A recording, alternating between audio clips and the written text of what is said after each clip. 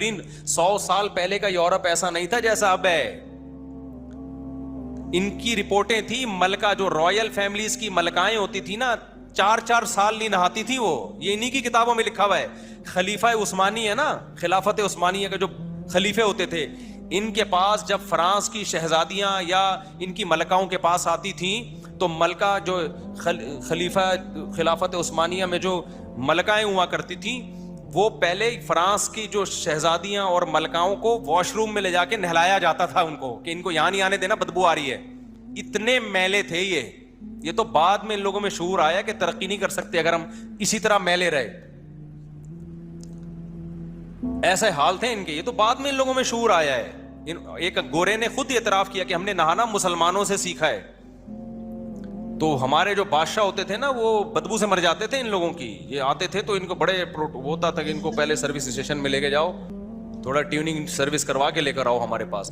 میں نے ایک کتاب عربی تھی اس کا ترجمہ کیا اردو میں, ایک عرب نے لکھی. اس عرب نے 150-200 سال پرانے لندن جو ہے نا یو کے کی رائل فیملی کے شادی کارڈ جو تھا نا اس کا وہ اس نے مضمون چھایا کیا.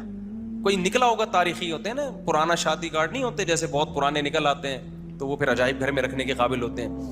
اس شادی کارڈ میں یہ لکھا ہوا تھا جو رائل فیملی کا لندن کا برطانیہ کا, اس میں یہ لکھا ہوا تھا کہ جتنے حضرات ہماری شادی میں آئیں گے کھانا کھانے کے لیے ان سے گزارش ہے کہ دسترخوان سے ناک صاف نہ کریں. نہیں آئی بات میرا خیال ہے سمجھ میں, دسترخوان سے ناک صاف نہ کریں. اور کھانے کے بعد تھوکنے کے لیے الگ تھوک دان دیا جائے گا, پلیٹ میں نہ تھوکیں. یہ کس کی شادی ہو رہی ہے؟ رائل فیملی والوں کی. یہ تو اب تمیز آئی ہے لوگوں میں.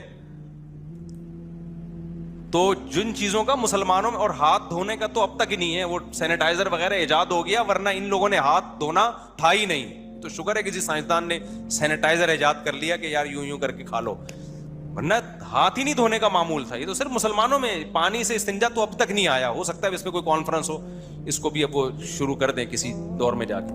ہم تو ترس گئے تھے یورپ میں بھائی, ابے لوٹا اتنا ویلیو تھی نا ہماری نظر میں, کہیں لوٹا نظر آتا نا کلو خون بڑھ جاتا, کہیں لوٹا نظر آتا. خیر بہت سی چیزوں میں ہم سے اچھے بھی ہیں, ان کی سڑکیں ہم سے زیادہ صاف ہیں, کم از کم یہ گٹر ابلتے ہوئے نہیں ہیں, ساری چیزیں بری نہیں ہیں, ڈسپلن ہے, سب کچھ ہے.